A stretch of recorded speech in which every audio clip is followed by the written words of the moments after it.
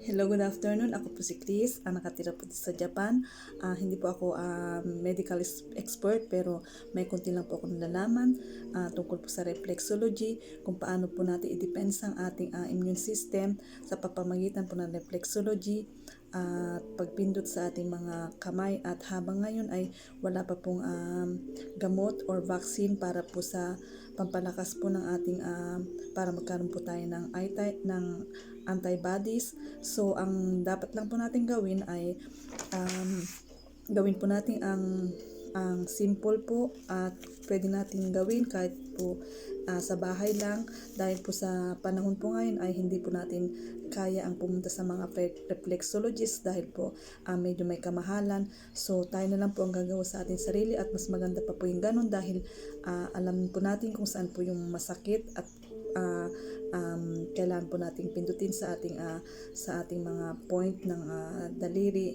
At alam niyo po ang reflexology ay nakakagaling po at may kakayahan pong magpagaling ng ating katawan, at may kanya-kanya pong points na dapat po nating pindutin. At ang share ko po sa inyo ay yun po dito po sa kamay natin, ang spleen po. Ang spleen po ay nandito po siya. Pipindutin po natin siya ng ganito pang pipindot niyan. Medyo masakit po siya. So, tiisin nyo lang po yung sakit hanggang mawala po yung sakit. Pindutin nyo po siya. At ito po ay, ang spleen po ay nag-send po siya ng more blood sa ating katawan. At ito po ay nagpapalakas po ng antibodies natin.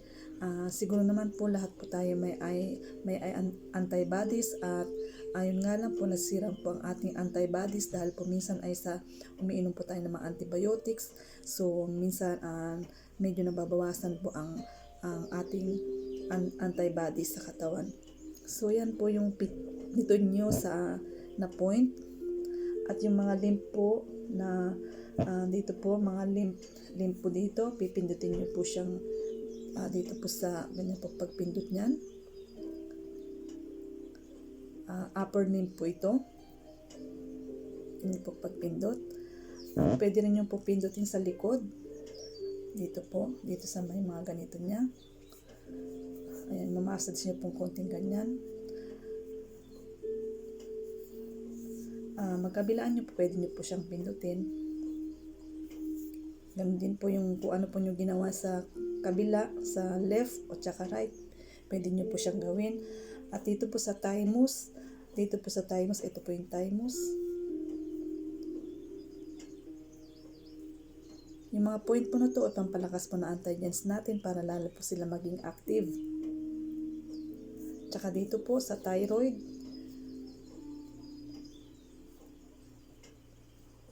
yan, pindutin nyo po siyang ganun. Masakit po ito, pero alam nyo po na habang may sakit po ito ay ibig po sabihin nun ay meron po tayong nararamdaman sa ating katawan, kaya po siya masakit. Ang tawag kaya po yung antibodies natin ay dito po nalalaman sa mga kamay natin kung may mga sakit-sakit tayo, dahil minsan namamaga po siya. At kailangan po mawala po yung mga sakit na yan. So pagtiisan nyo po siyang pindutin, wag po kayong matakot.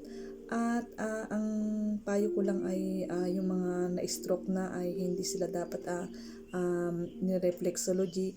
Siguro mild lang at kailangan po ng payo muna ng doktor bago sila i-reflexology. Ito po yung dito po yung point na to ay thymus siya. Pwede siyang dalawang pindot po yun. Ito pong line na yan. Isa po pindot dyan, tsaka isa po dito.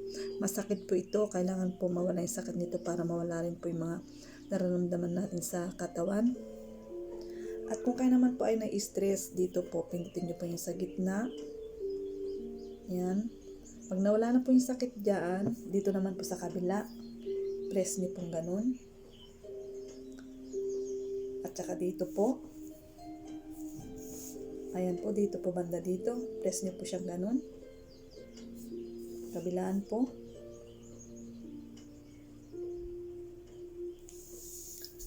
Tsaka dito rin po, press nyo.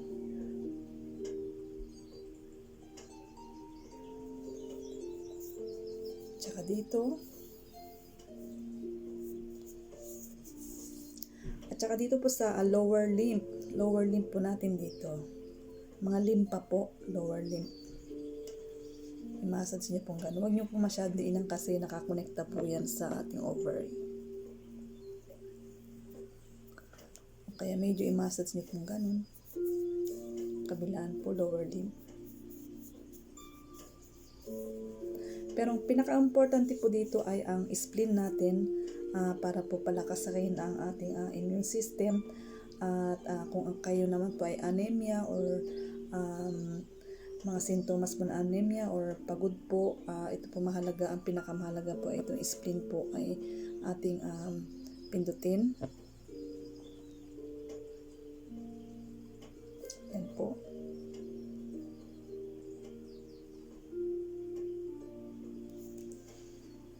At kung tayo naman po ay may asthma or hindi po tayo makahinga, at ang gagawin po lang natin ay i-reflexology po natin sa ating lungs. Dito po sa lungs natin. Dito po sa left, ang lungs po natin ay nandito po siya. Ayan po.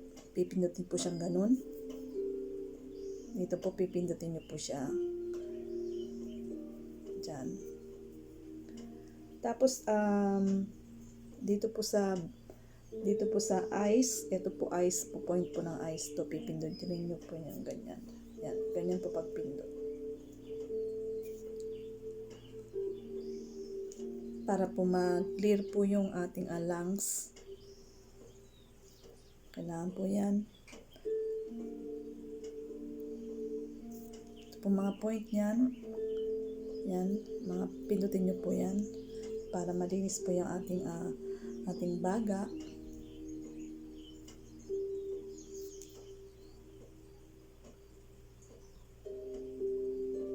Tapos yung dito po sa ears. Dito rin po sa kabila.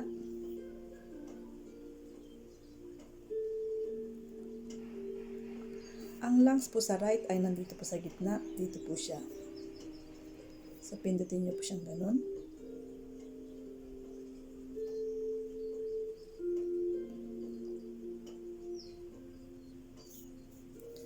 At dito rin po sa colon. Ang colon po natin ay dito po sa right ay ito po siya. Pag ganun po siya. Yan, pipit na siya pang ganun.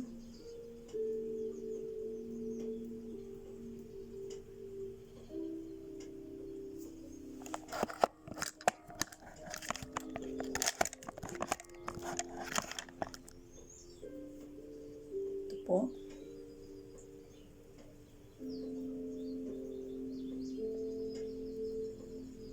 Kasi po kailangan po natin pindutin ang colon dahil pag hindi po tayo makahinga, kaya kailangan po ay pindutin natin ang colon dahil naka-connect din po ito sa ating paghinga, ang ating colon. At yung lungs po sa gitna, sa right.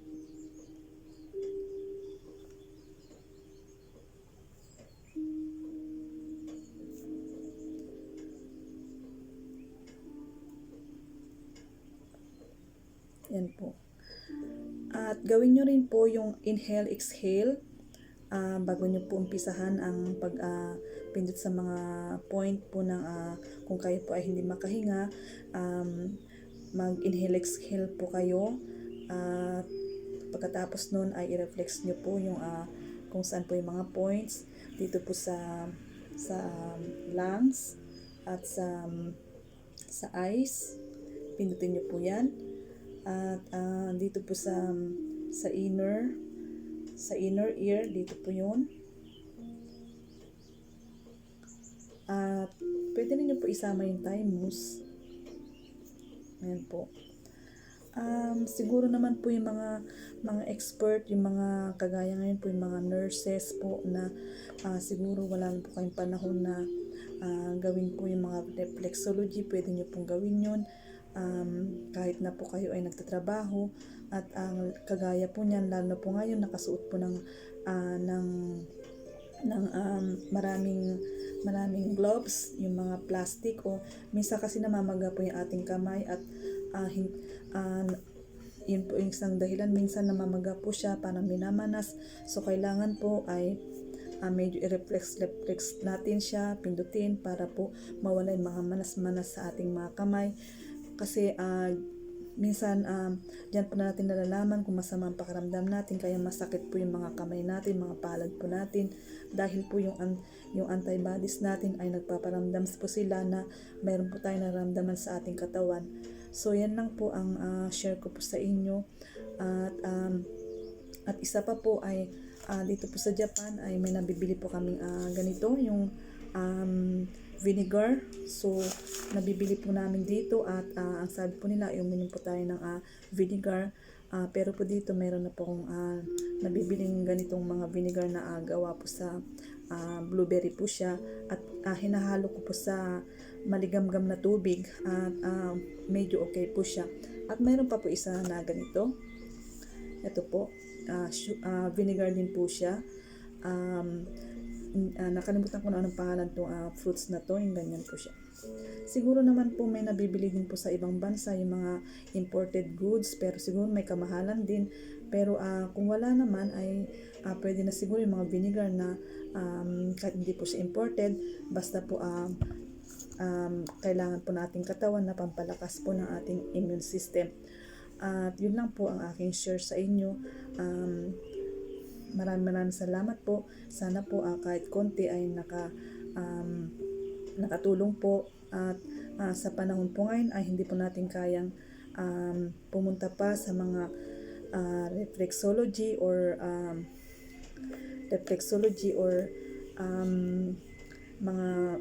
mga expert po. So mas maganda po yung tayo na mismo ang gagawa sa ating sarili at nararamdaman natin kung saan po yung masakit. Yun nga lang po, kailangan po alamin natin yung tama pong mga points na pinipindot natin para po hindi maging masama sa ating katawan. So maraming salamat po. Ingat po tayong lahat.